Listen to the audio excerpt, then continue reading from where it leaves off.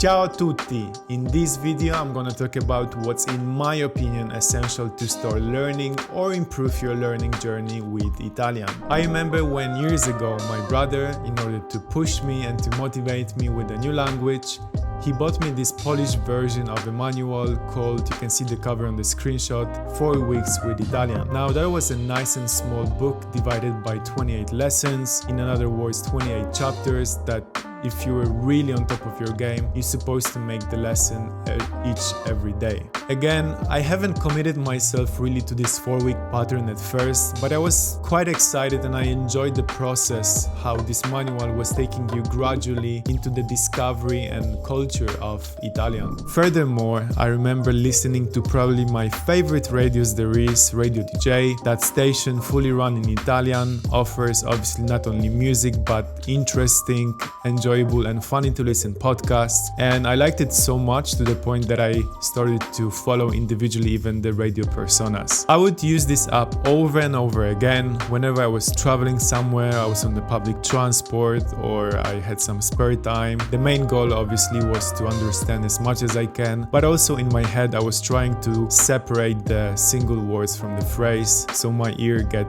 used to the language as much as I can. And I think that's a very useful and also enjoyable thing to do as long as you enjoy the sound of the language that you're currently learning. Now, I don't know if everyone will agree with me on that, but I've started to read Italian pretty soon. And by soon, I mean even before I could understand 20 or 25% of the language, I was already trying to read it. One of the main benefits for me was developing a cultural understanding. And by that, I mean getting the flow and immersing yourself in the culture of the language. The second one was your confidence. Whenever you could understand a phrase or a story or a context, your confidence was going up, rocking up. One haircut later, if you're still here choosing to watch me on YouTube, thank you very much, I appreciate it. On the other hand, if you're just finished watching your favorite series on Netflix or Amazon Prime while laying on your couch, it's not a bad thing as most people say. I truly believe that surrounding yourself with Italian coming from all the directions, even if it's a TV and a stupid series, it's still a very useful thing to do. Personally, back in the day, I fell in love with Gomorra, but also I enjoyed watching Suburra on Netflix,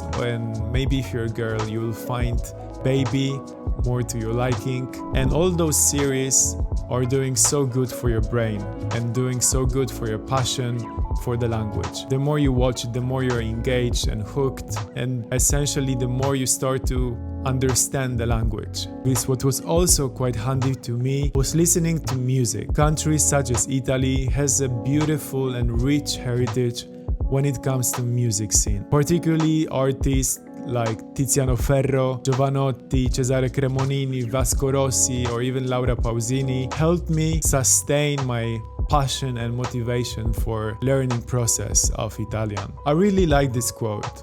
Not only learn to memorize, but feel to learn. I actually just made it up. Before I end this video, I wanted to share with you guys one of my experiences of having this beautiful satisfaction of being the only guy in the room that speaks Italian. I used to train ice speed skating for about 14 years, and by the way, it's not a dancing, it's racing, okay? I probably can see a picture of me right here. And me and my team were supposed to check in to the hotel in a small town with the ice rink. The place is called Colalbo in very north of Italy. And we're supposed to check in to the hotel quite late. It was, I think, 8 or 9 p.m. Basically, hotel restaurant was already closed and it was very windy and rainy outside. And my coach, knowing that I speak Italian already, asked me to ask the hotel staff what can be done because we were hungry. There were like 10 guys craving for some food.